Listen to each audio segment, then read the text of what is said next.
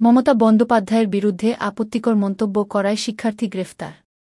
পশ্চিমবঙ্গের মুখ্যমন্ত্রী মমতা বন্দ্যোপাধ্যায়ের বিরুদ্ধে আপত্তিকর মন্তব্য পোস্ট করার অভিযোগে ২৩ বছর বয়সী এক কলেজ শিক্ষার্থীকে গ্রেফতার করেছে পুলিশ।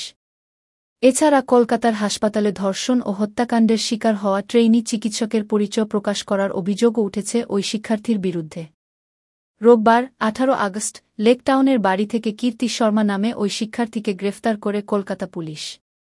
পুলিশ জানায়, কীর্তি আর.জি. কর মেডিকেল কলেজ ও হাসপাতালের ৩১ বছর বয়সী চিকিৎসকের গণধর্ষণ ও হত্যা সম্পর্কিত ৩টি পোস্ট শেয়ার করেন সামাজিক মাধ্যম ইনস্টাগ্রামে।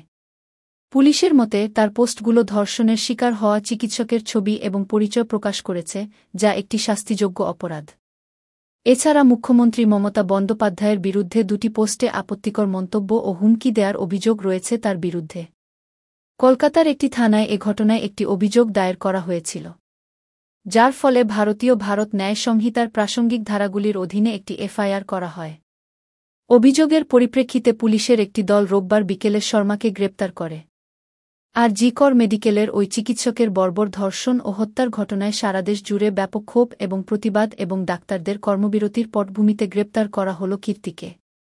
এর আগে গুজব ছড়ানো এবং নারী ডাক্তারের পরিচয় প্রকাশের অভিযোগে কলকাতা পুলিশ সাবেক বিজেপি সাংসদ লকেট চ্যাটার্জি এবং ২ শীর্ষ চিকিৎসককে সমন জারি করেছিল। এই ৩ জন ছাড়াও এই ঘটনা সম্পর্কে ভুল তথ্য ছড়ানোর জন্য আরও ৫৭ জনকে সমন জারি করেছে বলে একজন পুলিশ কর্মকর্তা জানিয়েছেন।